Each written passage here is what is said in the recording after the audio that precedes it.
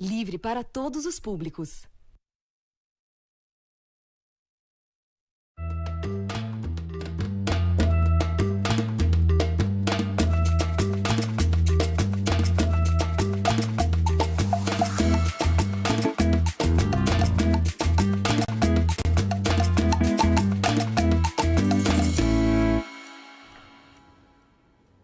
Olá pessoal, sexta-feira, 25 de outubro, começa mais um Bom para Todos ao vivo aqui na TVT, com análise das principais notícias e os destaques do dia. Estamos ao vivo também pelo YouTube e Facebook no canal da Rede TVT. Mande perguntas, comentários, dê like no nosso vídeo e compartilhe. No WhatsApp o nosso número é o 11 99798 4042. Participe com a gente. Vamos às notícias. Greenpeace promete acionar o ministro do Meio Ambiente na Justiça. Ricardo Salles postou no Twitter uma foto de um navio da organização e um texto insinuando que a embarcação seria responsável pelo óleo que invadiu o litoral brasileiro. Além da foto ter sido tirada em 2016, o Greenpeace esclareceu que o navio não transporta petróleo e funciona como um centro de pesquisa. Salles foi criticado pelo presidente da Câmara dos Deputados, Rodrigo Maia, e pela Comissão de Meio Ambiente. Já o presidente Jair Bolsonaro embarcou na onda de Salles e classificou o Greenpeace como grupo terrorista. Abre aspas, para mim, este Greenpeace só nos atrapalha. A declaração foi dada ontem à noite na China. E Bolsonaro também chamou os manifestantes chilenos de terroristas. O presidente revelou que o Brasil está monitorando a situação no Chile e que o exército brasileiro está em alerta para reagir em caso de manifestações por aqui. Os protestos no Chile começaram há uma semana. A população está nas ruas contra a reforma da Previdência dos tempos da ditadura Pinochet e contra a privatização de serviços, entre outras pautas. De ontem para hoje aumentou o número de mortes. Já são 19 pessoas mortas. Protesto também na Bolívia. Com a oficialização ontem da reeleição de Evo Morales, opositores foram às ruas estimulados por Carlos Mesa, derrotado por Morales no primeiro turno.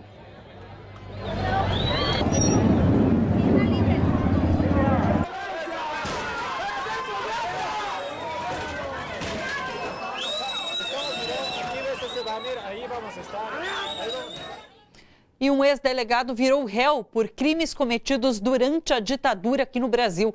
Cláudio Antônio Guerra, hoje com 79 anos de idade, confessou à Comissão Nacional da Verdade que queimou 12 corpos de militantes políticos assassinados entre 1973 e 75.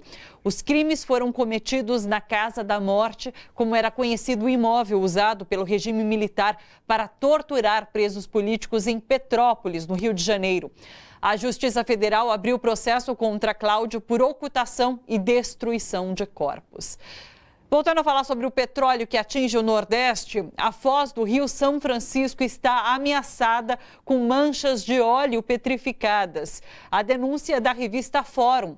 O local, no município de Paissabuçu, em Alagoas, fica próximo ao Pontal do Peba, outra região fortemente atingida pelo derramamento de petróleo. Corais e pedras naturais também foram afetados. A gente conversa agora por telefone com um repórter especial da revista Fórum, Wilfred Gadelha, que está em caravana pelo Nordeste para cobrir os impactos dessa tragédia ambiental. Olá, Wilfred, seja muito bem-vindo aqui no Bom para Todos. Olá, Thalita, boa tarde a todo mundo aí da TVT, do Bom para Todos, é um prazer falar com vocês.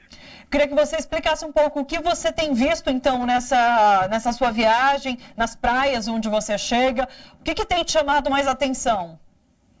O que tem chamado mais atenção, Thalita, na verdade, é o estado das pessoas. As pessoas estão desesperadas, né? Principalmente quem vive diretamente do mar, pescadores, o pessoal que trabalha com turismo, vendedores ambulantes.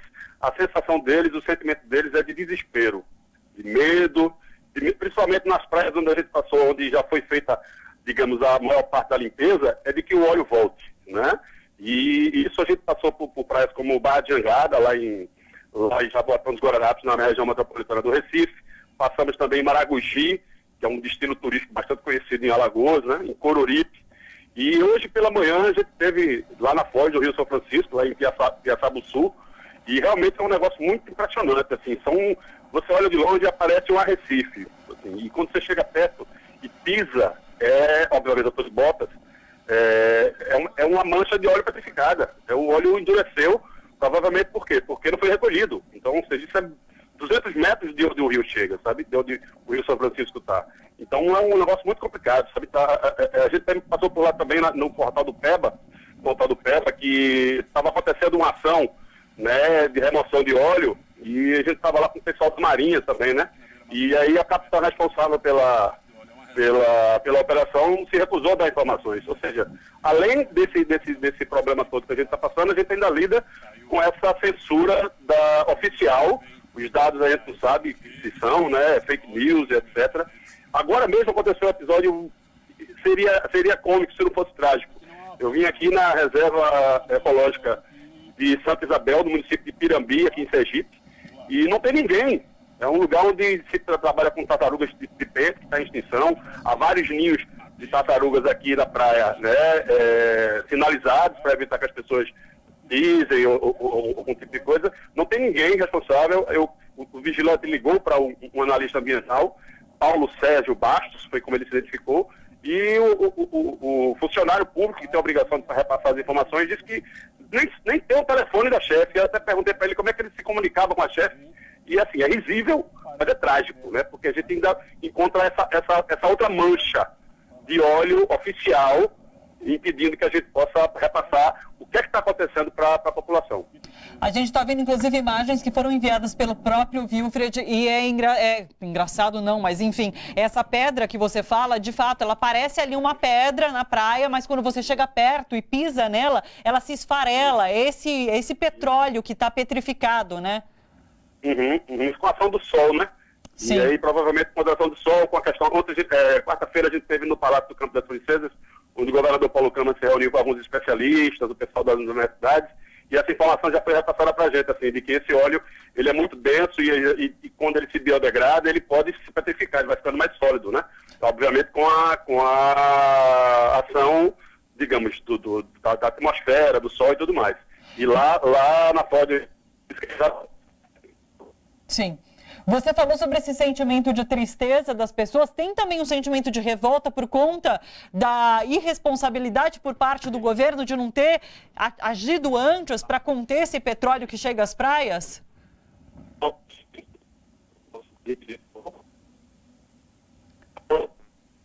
O nosso áudio está cortando, a gente não está conseguindo ouvir. Eu agradeço, Wilfred. A gente está com problemas na conexão com o celular, realmente. Agradeço muito pelo seu relato. Se você quiser, você que está nos acompanhando, quiser, inclusive, ter acesso às reportagens, é só entrar na página da Revista Fórum. Tem tudo lá, revistaforum.com.br. Você acessa as reportagens que Wilfred tem postado e tem alertado com denúncias bastante importantes. Muito obrigada, Wilfred. Voltando aqui, hoje nós temos entrevista com o ex-presidente Lula aqui na TVT. Realizada pelo portal Brasil de Fato, a conversa será exibida às 7h45, 7h45, logo depois do seu jornal. Vamos ouvir um trechinho. Essa é a minha briga e eu vou brigar até o fim. Não sei quanto tempo eu tenho, porque eu já vou completar 74 anos sábado, domingo. Ou seja, mas eu vou brigar até os últimos dias da minha vida para que esse país não tenha juiz, não tenha procurador, não tenha delegado, sabe, que agem fazendo mentiras e contando inverdade para o povo brasileiro. Então essa é a minha briga e, portanto, vocês saibam que eu quero a minha inocência. É por isso que eu digo, eu não troco a minha dignidade pela minha liberdade. Andar de cabeça erguida, aqui dentro ou lá fora, vale mais do que andar de cabeça baixa lá fora. Não esquece, então, hoje a entrevista com Lula vai ao ar logo depois do seu jornal, às 7h45 da noite. Não perca. Só retomando essa questão do petróleo no Nordeste, que atinge o litoral nordestino, tem uma imagem que está correndo o mundo e que exemplifica bastante, traduz bem essa tragédia ambiental que atinge o Nordeste.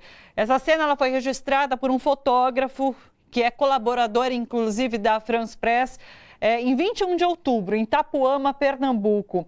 Esse menino é o Everton Miguel dos Anjos, de 13 anos. Ele, junto com 4 irmãos e primos, se somaram a voluntários que retiravam os resíduos de petróleo que estavam espalhados na areia, incrustados nas pedras.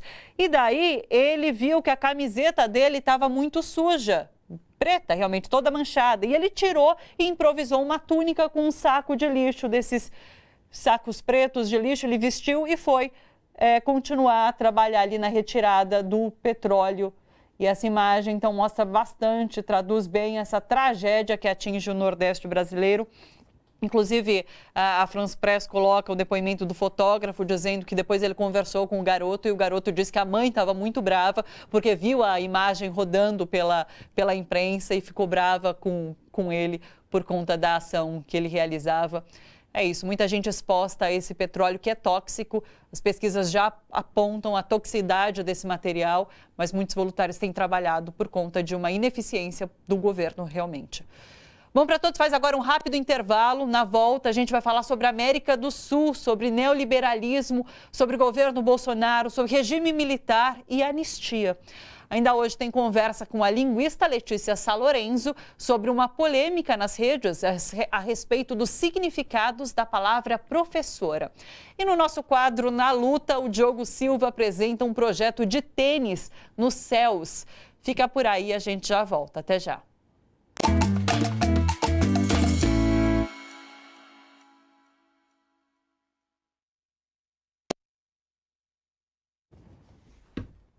Tá bom.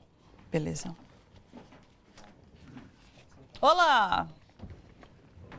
Paulo. Prazer, Thalita, tudo bom? É meu. Seja muito bem-vindo. Pode se sentar, senta aqui. E você, Paulo, pode ir. Paulo não, Haroldo. Oi, Haroldo. Prazer, Thalita, seja bem-vindo. Senta você aqui, pronto. Teste. Isso. Senta, Haroldo, o Paulo. Você tá com o livro? Ele trouxe, eu aqui não trouxe. Esse daqui, né? A governabilidade é impossível. Beleza, daí eu mostro ele também. Mas vamos começar falando um pouquinho sobre a América do Sul, pode ser? Sobre tudo isso que acontece na América do Sul, tá bom? Fazer um apanhado geral no que acontece. Não, vai ficar tranquilo, vai um pouquinho para a direita, só por conta de... Isso, tá ótimo. Pode voltar um pouquinho, inclusive. Volta um pouquinho, aí... A gente começa falando sobre a América do Sul e daí a gente vai destrinchando tudo isso que está acontecendo, como interpretar Brasil nesse bojo todo, tá bom? Vamos falar um pouquinho sobre o regime militar, o que está acontecendo agora no Chile. Oi. Sobre o Chile, eu estou com a memória fresca. Eu sei, beleza. O que foi? Oi? Do Paulo comentou? Que eu estou com a memória fresca do Chile.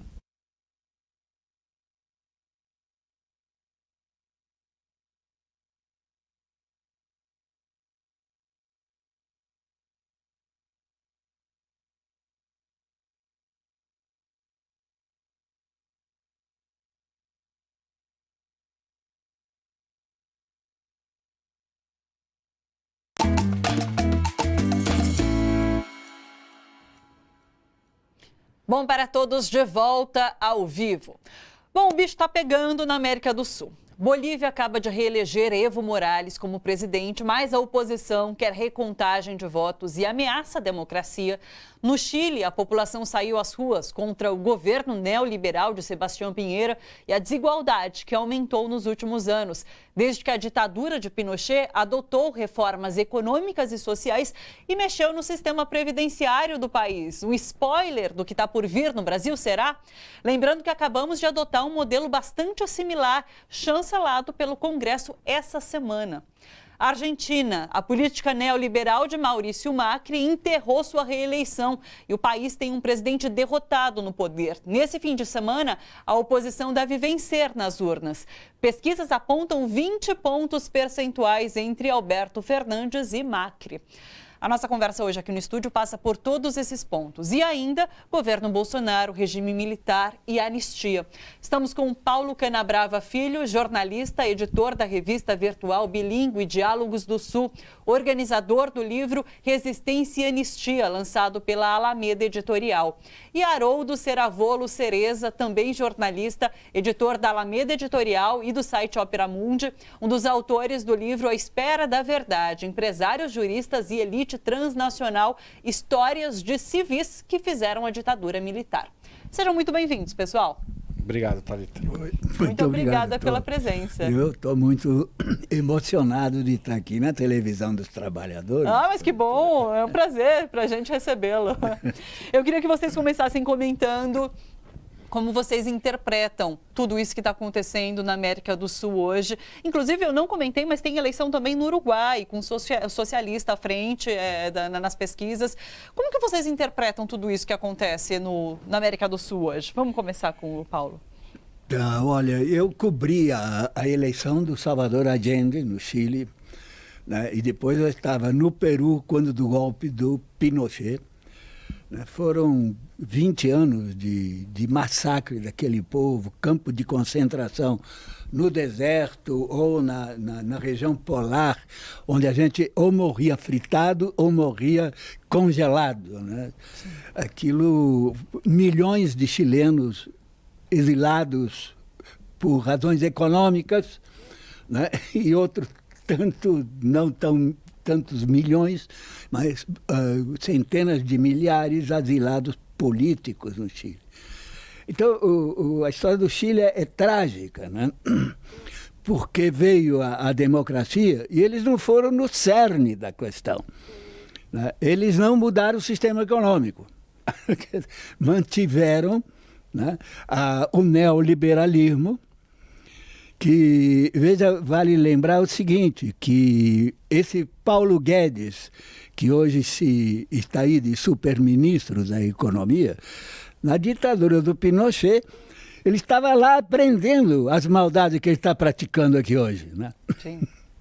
Estava lá aprendendo o que é realizar uma economia neoliberal de acordo com a Escola de Chicago, que foi adotada pelo Consenso de Washington e implantada em todos os nossos países.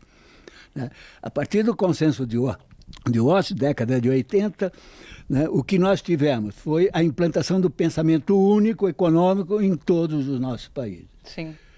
Então, o Chile não se libertou dessa ditadura do capital financeiro e do pensamento único. Agora, Haroldo, parece que a gente viu a ascensão desse neoliberalismo nos países da América do Sul e que agora, de certa forma, começa tudo a ruir. O neoliberalismo tem uma primeira fase que começa com o Chile, né, nos anos 70.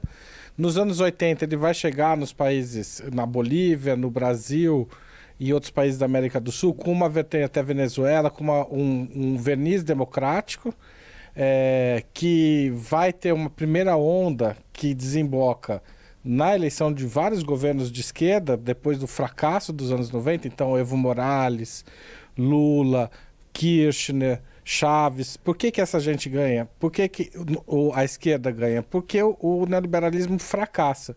E agora a gente, depois de anos de governos de esquerda, houve uma rearticulação e uma volta violenta da direita, que em alguns lugares ganhou a eleição, que é o caso do Chile, é o caso da Argentina, mas não consegue governar mais com o modelo neoliberal, e em outros casos partiu para golpes, como no caso do Brasil, e tentativas na Venezuela, digamos, a virada do Lenín Moreno, que é eleito com uma plataforma de esquerda e depois adota um programa neoliberal e não consegue governar, porque é inviável a ampliação da desigualdade nesse momento, e a resistência nesses países tem momentos diferentes, mas ela acaba acontecendo. Sim. Agora, o Paulo falou sobre... Continue. Veja o seguinte, o fato deles não terem revertido essa ditadura, né? Isso não ocorreu só no Chile, aqui no Brasil também. Sim. Houve mudança de governo, mas não houve mudança da condição econômica, da direção econômica. O que era o consenso de Washington é que dominou como regra de administração da economia. Sim. O que está havendo a partir do golpe e da fraude eleitoral é uma exacerbação, né, nesse neoliberalismo que vem com a escola austríaca, né, que quer acabar com o Estado. Não é Estado mínimo, né, é acabar com o Estado. E tem uma pressa, uma violência, assim, porque de alguma forma tem também a sensação de que talvez dure pouco essa presença ou tenha que durar pelas armas. Por que o único país que deu certo é a Bolívia? Não é uma boa pergunta. Uruguai também, de certa forma. Não deu certo. Não? Como deu Bolívia. Por que Bolívia deu certo? Por quê? Porque eles acabaram com a ditadura do capital financeiro, expulsaram os agentes da CIA e da DEA que estavam lá e disseram para os Estados Unidos o mesmo número de pessoas na embaixada da Bolívia é o mesmo número de pessoas na embaixada de Washington. Sim, sim. Agora, é interessante... Não, isso é muito importante. Quer dizer, o único país que deu certo, né, é porque se livrou... Dessas amarras. Dessas amarras. Sim. Se livrou da ditadura do capital financeiro, pôde realizar um projeto de desenvolvimento sustentável, né, e se livrou da conspiração. Sim. Que agora está voltando lá. Sim. Essa semana, por conta de todos esses protestos que aconteceram, eu vi um artigo da Miriam Leitão falando sobre ser compatível o liberalismo econômico com políticas públicas e sociais de combate à desigualdade. São compatíveis? Vocês acreditam? Não me parece ser, na verdade. Não é esse o projeto liberal. O projeto liberal tem dificuldades, o projeto neoliberal que a gente vive hoje tem muita dificuldade de lidar com a igualdade, né? Sim. Porque ele é um projeto concentrador de renda, ele é um projeto que depois da crise de 2008 precisa avançar sobre os direitos do trabalhador para manter as taxas de lucratividade e de controle da população. Ou seja, no momento não há nos regimes liberais nenhum espaço para a distribuição de renda. De fato, se a gente pensar os governos de Brasil, Argentina, esses que não romperam totalmente com o consenso de Washington, eles conseguiram manter níveis de desenvolvimento relativamente razoáveis, sem romper com o capital financeiro radicalmente e realizar a distribuição de renda por algum período. Mas depois de 2008... da crise que atinge os Estados Unidos e depois a Europa, o capital passa a avançar cada vez mais, gerando uma série de crises, porque a gente vive na América Latina hoje uma crise que o norte da África viveu alguns anos atrás, que o sul da Europa viveu também mais recentemente. Sim. Então, esse ciclo da crise de 2008 não se acabou ainda, a gente vive ele em grande medida. Sim. Agora, Paulo, falando sobre essa questão do romper com a ditadura, de trabalhar essa questão do que foi a ditadura, você acha que talvez o Chile tenha trabalhado um pouco melhor essa questão e lá eles têm um conhecimento melhor do que foi aquele momento, da violência daquele momento, e o Brasil não trabalhou tão bem assim, por isso que a gente tem esses pedidos de volta de uma ditadura aqui no Brasil? Realmente, o Chile trabalhou bem, condenou e houve um episódio que pouca gente conhece. O Estado-Maior do Chile reconheceu os seus erros. Sim. E pediu desculpa à nação. Sim. Tá? Mas veja você, a situação nesse momento, o Piñera, né, acaba de pedir socorro à ONU, porque ele perdeu o controle totalmente. As forças militares, né, estão matando, assim, estão fazendo maior loucura nas ruas. Ele perdeu o controle da situação do país. Sim. Não manda mais e o caos está armado nas ruas. É terrível a situação hoje no Chile. Eu recebo vídeo, mensagem dos meus amigos, está pedindo socorro.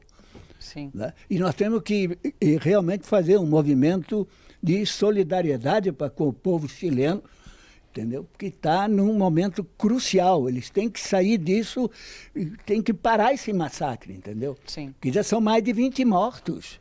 Thalita, você citou esse artigo da Miriam Leitão e ela fala que o Chile nunca foi um modelo porque foi... ela fala da relação com a ditadura e o liberalismo. O problema é que não era assim que ela própria e outras pessoas apresentavam o Chile, né?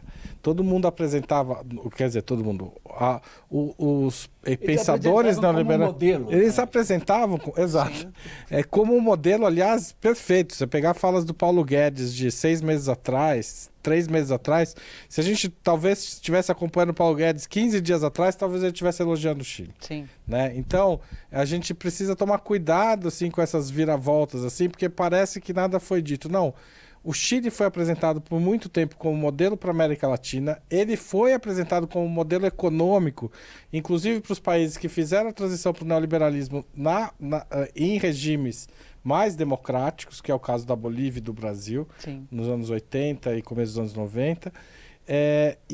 Mas o Chile já era um país de alta desigualdade. Quem fosse para Santiago, eu fui alguns anos atrás, e você anda no centro da cidade, você percebe que a pobreza já era evidente e já era muito alta, e não condizia com o discurso de que o Chile é um país do primeiro mundo, que é como o Chile é apresentado em situações normais, né? Então, o que a gente está vendo no Chile hoje é uma combinação de insurreição e de governo autoritário. Sim.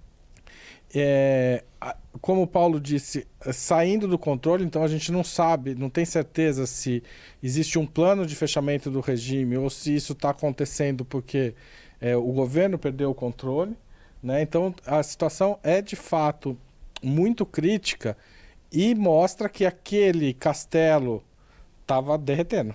Né? Porque você acha que pode, de repente, ser uma estratégia para o próprio Pinheira adotar um regime ainda mais autoritário e elevar o tom? Veja o seguinte... Pode Thalita, surgir uma oportunidade disso, mas eu não sei se é um plano dele. Sim. Veja o seguinte, a mídia é totalmente dominada pelo capital financeiro. Então, o sucesso para ela é o sucesso do capital financeiro. Sim. Então, o Chile era um modelo de sucesso para o capital financeiro, para esse neoliberalismo da escola de Chicago. Sim. E o que aconteceu? Os mais ricos ficaram mais ricos. Claro, realmente esse abismo se aumentou nos últimos anos, os dados saíram essa semana. Mesma coisa, a gente pode dizer que no Chile e na Argentina, que eram países de classe média. Sim. Né? O operário argentino era um operário de classe média. Né? Hoje, né, são lumpens. Né? Países que não tinham analfabetismo, hoje, graças ao analfabetismo, miséria, abandono, entendeu? O neoliberalismo só piorou a vida das pessoas. E hoje, o próprio capitalismo está reconhecendo isso. Sim.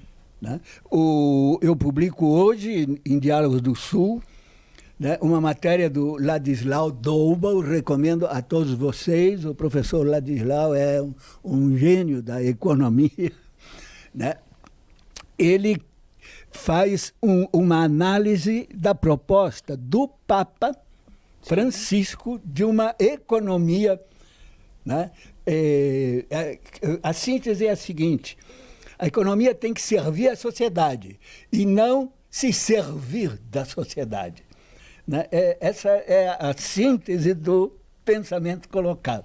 A economia tem que servir à sociedade e não se servir da sociedade. Ela, se servindo da sociedade, enriqueceu uns poucos e botou na miséria a imensa maioria. Não só no Brasil, na América, em todo o mundo isso aconteceu. Você vai na França, né, as favelas da França são iguais às nossas favelas aqui da Zona Sul de São Paulo. Agora, não é uma receita de fracasso previsível? E mesmo assim a gente foi caminhando por aí? Exatamente, por Totalmente. falta de juízo crítico. Sim. Porque enterraram o Paulo Freire nas escolas. Não tem mais juízo crítico, por isso que eles avançaram. Haroldo? Não, os fracassos do projeto neoliberal, eles são evidentes, eles eram evidentes.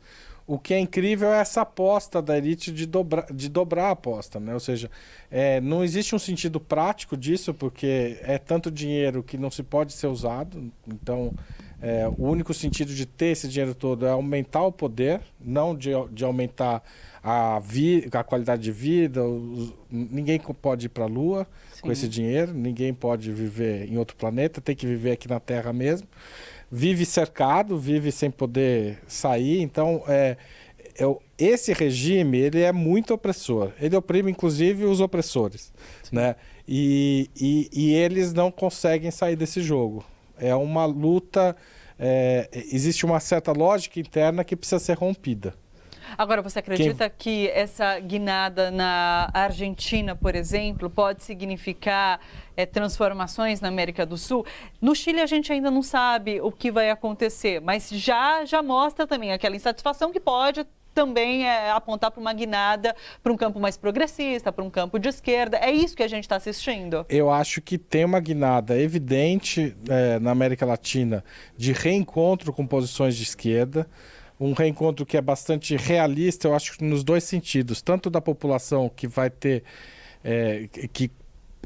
condições de medir direito quais são a sua potência, a sua força real de fazer as transformações, quanto de quem foi governante e de entender que não mexeu em pontos cruciais, né? Que não atacou alicerces dessa estrutura neoliberal, alicerces dessa ditadura financeira.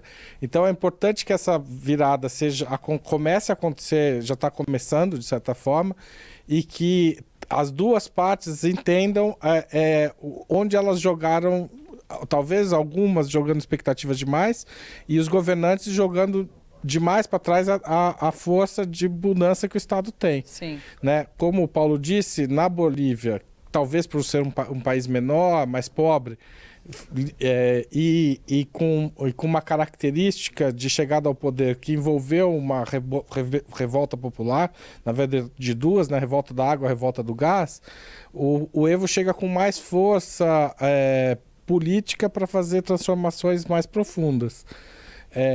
E talvez venha daí a força desse regime que, ainda assim atacado, vence as eleições. Sim. Então, eu espero que, se essa virada se confirmar, que nessa virada a gente tenha juízo nos dois sentidos, né?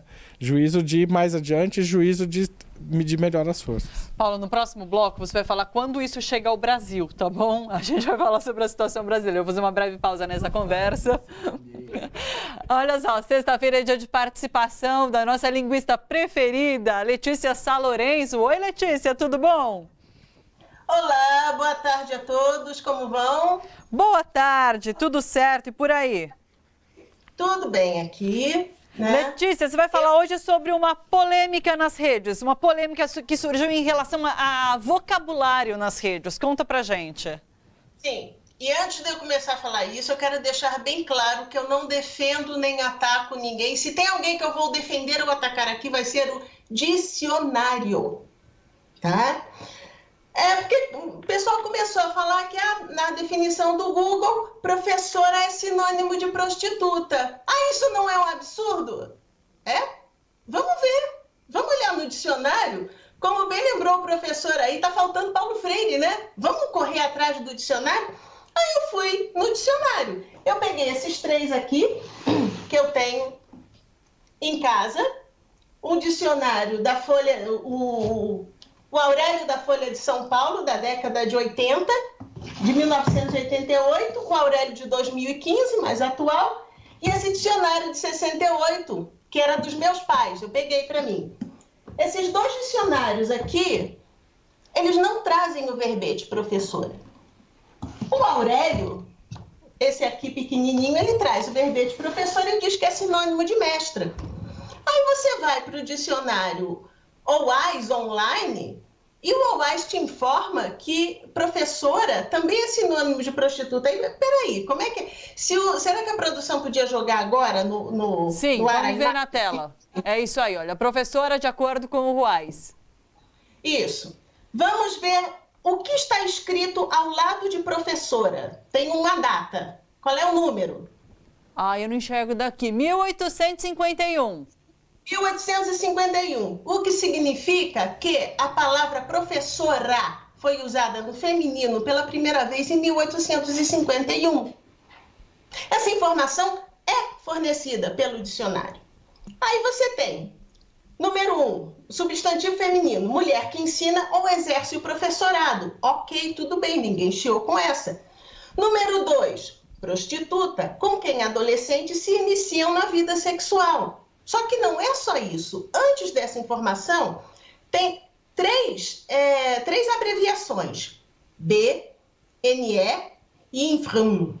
Tá? B, se você bota o mouse em cima, a informação que você tem é um brasileirismo. NE é a informação de que é Nordeste. E a outra abreviação é informalismo. Ou seja, nós temos uma palavra usada com essa acepção apenas no Brasil, no Nordeste, de maneira informal. Ou seja, eu restringi a minha comunidade de fala. Não é todo mundo que fala isso.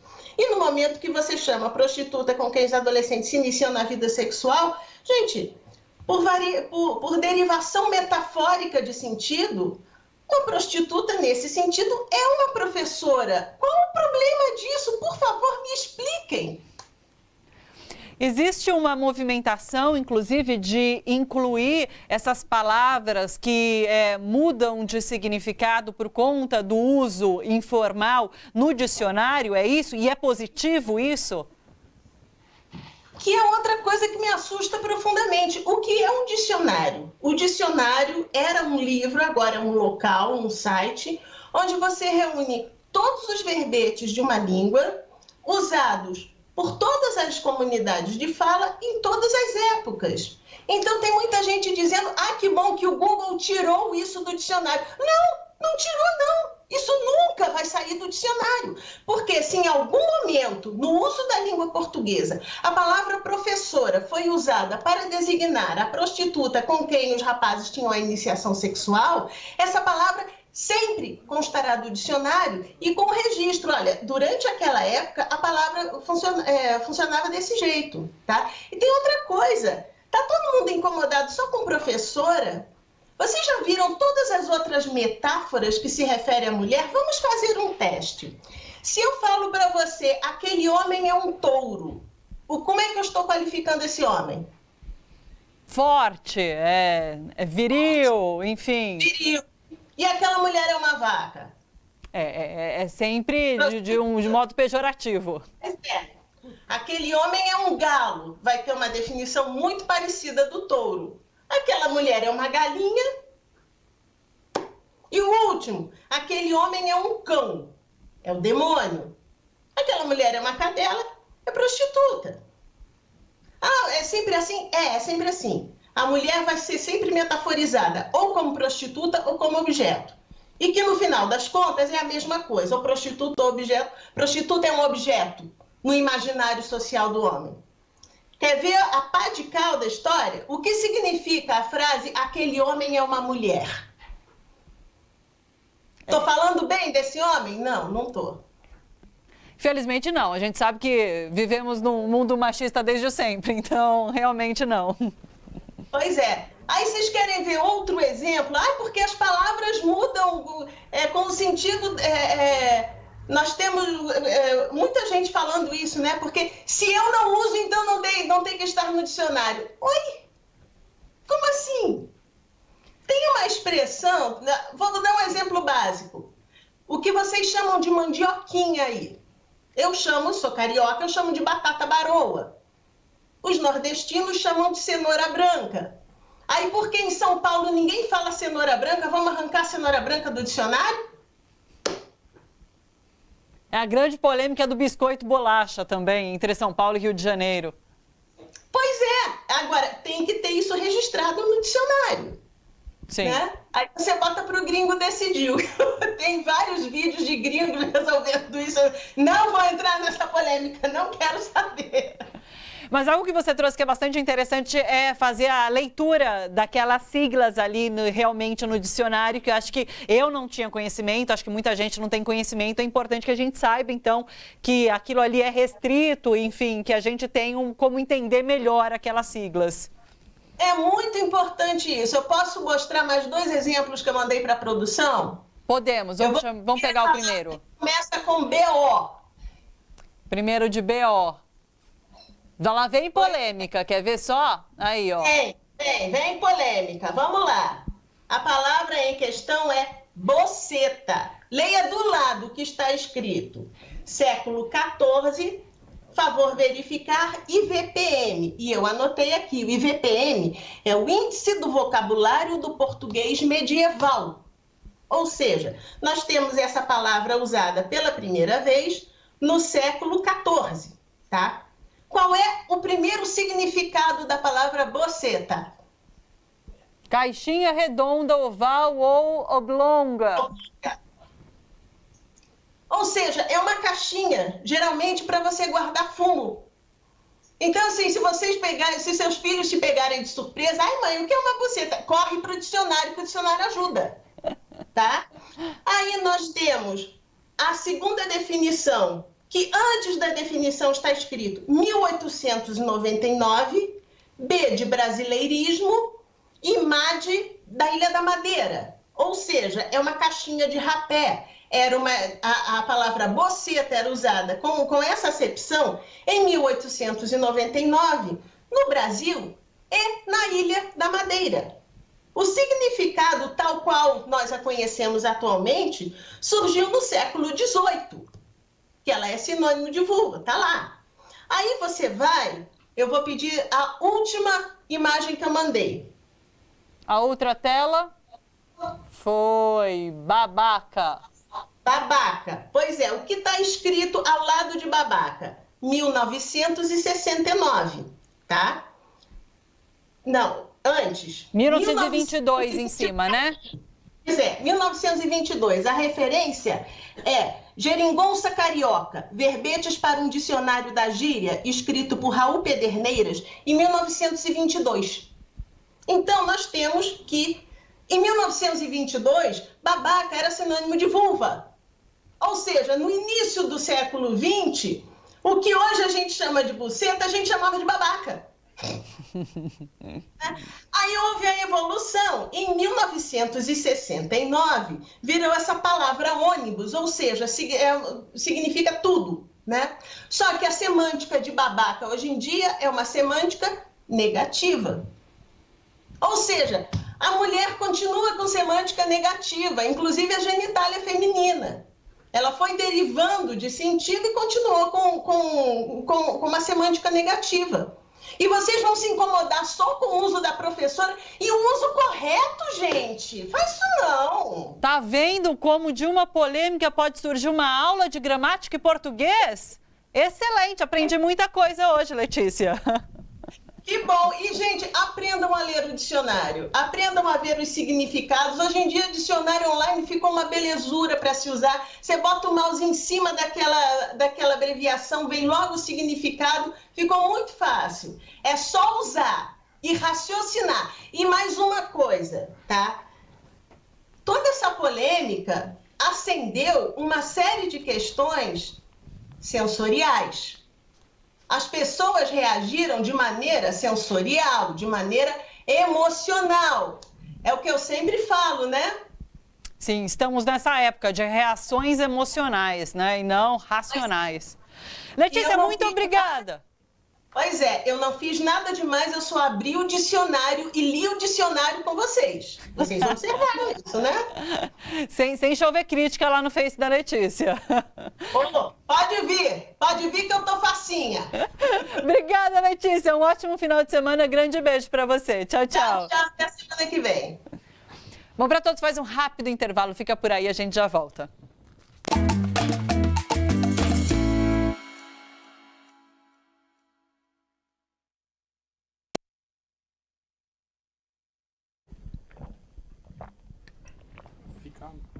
Ficamos. Deixa eu ler alguns comentários. Beijo, pessoal. Boa tarde para todo mundo. Deixa eu pegar aqui, Cissa separou pra gente os principais comentários. Geraldo Moura. A todos que fazem o Bom para Todos, parabéns. De Surubim, no Agreste de Pernambuco. Muito obrigada, Geraldo. A Bruna Gonçalves, boa tarde, aqui do Rio de Janeiro. Fernando Gregório está com a gente. Marcelo Sandim. Salete Farias, esse ministro do Meio Ambiente é uma vergonha. Ronaldo Teixeira, muito triste para todos nós nordestinos, ele falou. José Cordeiro, que é de Serra Talhada, Pernambuco. Maria Heroína. Que triste ver o nosso Brasil nessa situação. Cecília Codonhoto e Terezinha Garcia Ferreira também estão com a gente. Programa que devia ser visto e ouvido por todos. Muito obrigada. Isso aí. E o Paulo está tendo tempo para pensar na sua resposta, hein? Sobre quando vamos viver uma revolução aqui no Brasil também.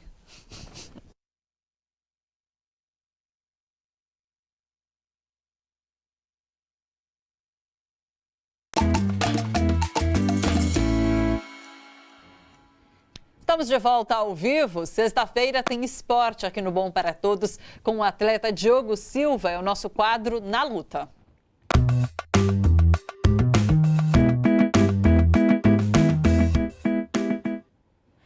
O esporte de elite está mudando a vida de crianças e adolescentes da periferia. A meta não é formar atletas profissionais, mas, através do esporte, abrir novas portas aos jovens. E que esporte é esse? O Diogo mostra pra gente.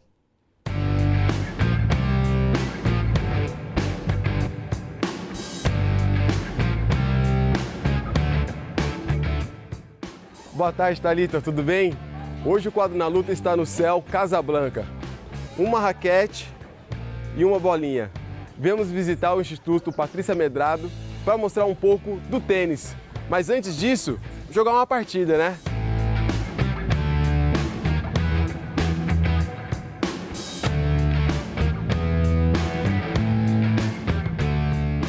Da onde que veio a ideia de trazer o tênis, que as pessoas acham que é um esporte tão elitizado, para uma região periférica de São Paulo? Bom, essa é a proposta do Instituto, né? Na verdade, o Instituto foi fundado em 1998 e desde então a gente vem trabalhando para democratizar o acesso à modalidade, levar o tênis para realmente onde a gente achava que ele não podia chegar, né? E obviamente que está incluso nessa história aí as escolas públicas, né? E o nosso foco é ou capacitação de professores de educação física para inserção da modalidade nas suas aulas, ou o atendimento direto, que é o caso que você está vendo aqui.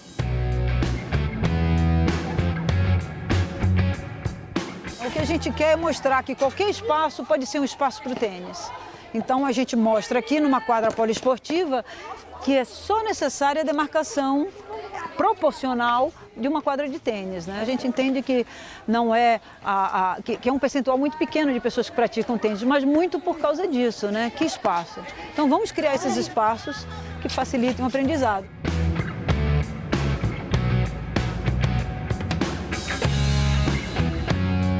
A gente proporciona passeios culturais ao longo do ano e muitas atividades socioeducacionais ao longo do projeto. A nossa intenção não é formar tenistas, e sim transformar a vida dessa garotada, né? Mostrar, melhorar, aumentar a visão de mundo, desenvolver as potencialidades. Então a gente vai, ao longo desse processo, usando o esporte como meio, a gente vai inserindo outros aspectos importantes para essa educação integral, né? A periferia, né, o futebol, né, ele como em qualquer outro lugar, né, ele domina. E aí quando se chegou aqui com raquete, com bolinha, com rede, né, mudando totalmente essa história, né, realmente foi um impacto grandioso, assim, né, realmente assustou no início, mas nada que impedisse a garotada, a criançada de desenvolver. Porque o início é a diversão, né? Você ganha um aluno acreditando que ele possa gostar dessa modalidade e a partir daí sim, né? Ele vai desenvolvendo dia após dia e vai criando aquele desafio.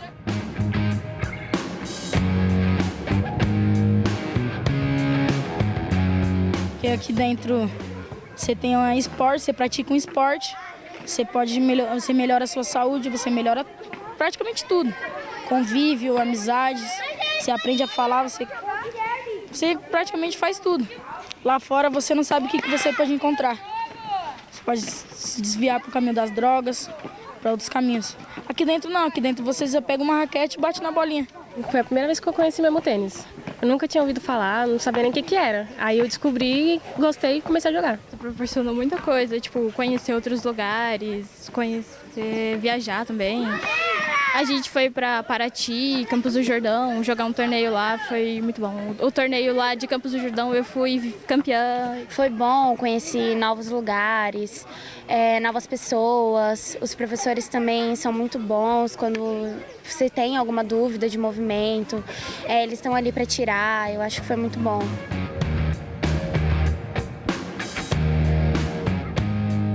É muito mais do que só aprender a jogar, eles precisam aprender a conviver, a ser, a fazer e a conhecer, né? Então, a gente se baseia muito nesses 4 pilares para colocar a nossa proposta aí em prática, né? Alguns querem jogar tênis, que é o mais difícil, né? Mas alguns querem já se encaminhar para primeiro emprego. A gente também tem algumas parcerias, nós temos uma parceria com a Ípica, por exemplo, 9 dos nossos garotos estão trabalhando lá, menores aprendizes. Então a gente está tentando cada vez mais colocá-los nessa linha também da busca do primeiro emprego, de geração de renda e também das bolsas de estudo. Cheguei a receber um convite para estar representando uma faculdade, jogando por ela, recebi uma bolsa, pude trabalhar com tênis também, querendo ou não gerou minha independência, pude trabalhar no esporte e o tênis me fez chegar num lugar que eu jamais imaginei. Você tem que ter muita dedicação, tem que se empenhar muito, porque o tênis não é um esporte muito fácil. Então, que nem meus amigos, nem você falou, nem os amigos, nem minha própria família sabia, nem ia imaginar que eu ia chegar onde eu estou agora. E com isso, tenho só que agradecer. O tênis deu isso para ele, né? O respeito, a educação, o ganhar, o perder, ficar feliz, ficar triste, mas no outro dia estar aqui de novo, buscando de novo, né, algo diferente e o sorriso, né? Eu acho que você tirar o sorriso do rosto de uma criança é algo que não tem preço, né?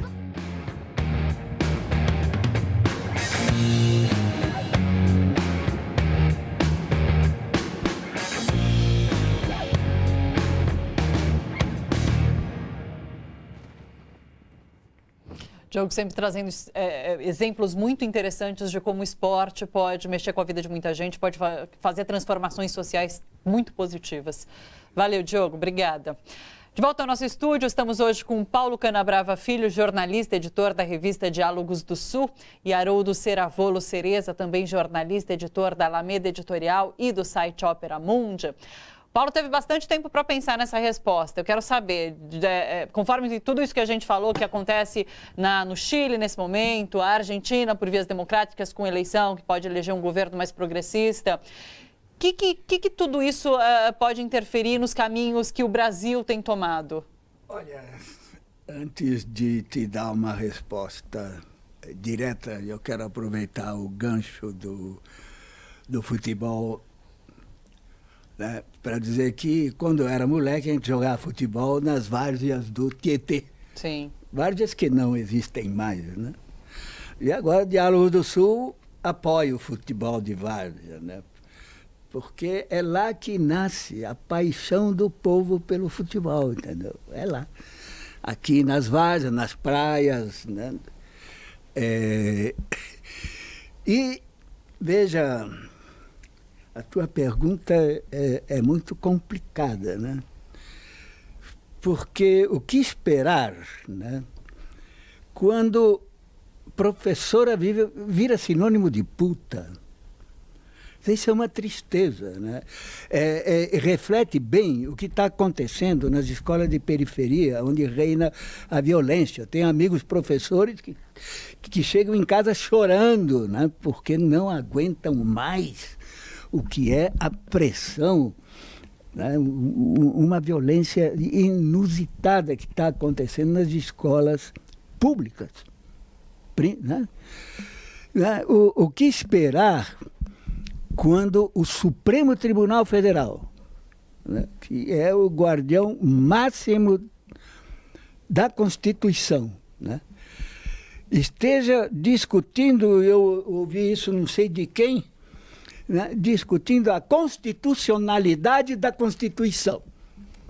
Porque, convenhamos, a Constituição é muito clara, retilínea, direta. Né? E os caras, né, ficaram absolutamente imóveis diante da farsa eleitoral, por exemplo. Em 2018, nós não tivemos uma eleição neste país, né? Nós tivemos uma operação de inteligência conduzida pelo Estado-Maior das Forças Armadas para a captura do poder. Entendeu? Que foi, inclusive, essa operação foi ensaiada antes nas favelas do Rio de Janeiro. E tudo isso com tecnologia aprendida pelo serviço, na convivência com o serviço de inteligência, né, nas tropas de ocupação da ONU, entre aspas, porque tudo isso é sob o comando dos Estados Unidos.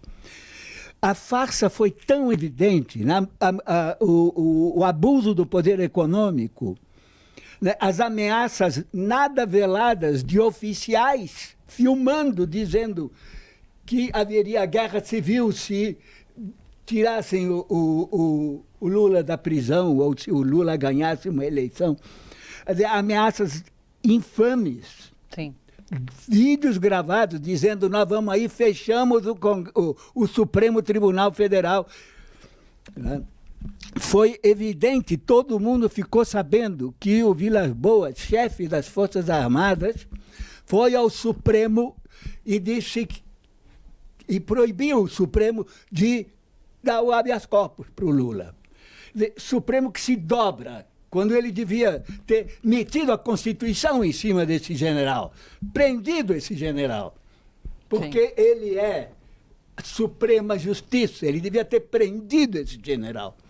Perdeu essa oportunidade e deu em tudo o que está aí. O Supremo é responsável, é cúmplice, entende, desse governo de ocupação. Eu chamo governo de ocupação, por quê? Porque tem 8 generais, um almirante, um brigadeiro no palácio. E fora do palácio, nos demais postos, né, são centenas, chega a quase 1000. Sim. Né, Agora... o número de militares. Isso é um governo de ocupação ou não é um governo de ocupação? Então, é contra isso que nós temos que lutar, entendeu? Sim. Agora, é sobre essa crise toda que você conta um pouco aqui no Governabilidade Impossível, lançado no ano passado, e agora prepara um novo livro, né? Queria que o Araújo falasse um pouco sobre essa edição, é de Resistência e Anistia, esse novo livro que está sendo preparado, autoria do Paulo, para lançamento esse ano, pela Alameda. Isso. Esse livro conta o processo de mobilização social durante a ditadura, então, nesse sentido, ele é bastante atual, porque mostra como, diante da conjuntura mais adversa, mulheres, movimento negro, perseguidos políticos, os grupos que tinham ido para a luta armada se rearticularam. Aqui no ABC, o movimento sindical, todos esses movimentos populares se rearticularam e conseguiram uma série de vitórias até 1979, quando tem as greves aqui no ABC, mas tem a conquista da anistia, que não foi a anistia que a gente esperava, mas foi uma grande vitória contra a ditadura militar. Essa história é contada nesse livro, com depoimentos e com uma narrativa do Paulo também sobre isso, né, Paulo? Bacana. Para quando é o lançamento? Tem data? A ideia é lançar em dezembro. A gente está fazendo uma campanha de crowdfunding para arrecadar fundos. Tem uma página no Facebook que chama Resistência e Anistia, que eu acho que é o melhor lugar para se informar sobre esse livro. Resistência e Anistia. E Anistia, é isso. Pessoal, quero agradecer demais a presença de vocês hoje aqui. Foi muito bom poder conversar e bater papo e entender melhor essa conjuntura política na América do Sul. Muito obrigada. Eu que agradeço, é um prazer enorme estar aqui na TVT. Eu gosto muito da TV, assisto. A gente já fez um programa juntos, que era o Aula Pública Opera Mundi, então é um prazer sempre estar aqui. Prazer é nosso. Obrigada. Obrigada, Paulo, você também. Eu que agradeço. Você viu que eu tenho bastante coisa para falar, né? Marcar outro programa, tá bom? Sempre o pessoal sai daqui e fala assim, vamos marcar o próximo, porque tem muito papo para falar. Nós temos que conversar mais sobre esse governo de ocupação. Precisamos, governo de ocupação. Vamos fazer um programa só sobre o governo de ocupação, tá aí, ó. Tá. Obrigada, pessoal. Olha só, você que acompanha a TVT e quer ajudar na construção desse canal educativo e democrático, contribua com o nosso financiamento coletivo. É só acessar o catarse.me/TVT. Você faz uma assinatura e colabora com a gente. Bom Pra Todos fica por aqui. Lembrando que você pode assistir ao nosso programa nas reapresentações, hoje às 11 horas da noite e na segunda-feira às 9 horas da manhã. Você que nos acompanha pelo Facebook ou YouTube, dá like no nosso vídeo. Muito obrigada pela companhia, um ótimo final de semana para você e até segunda-feira. Tchau, tchau.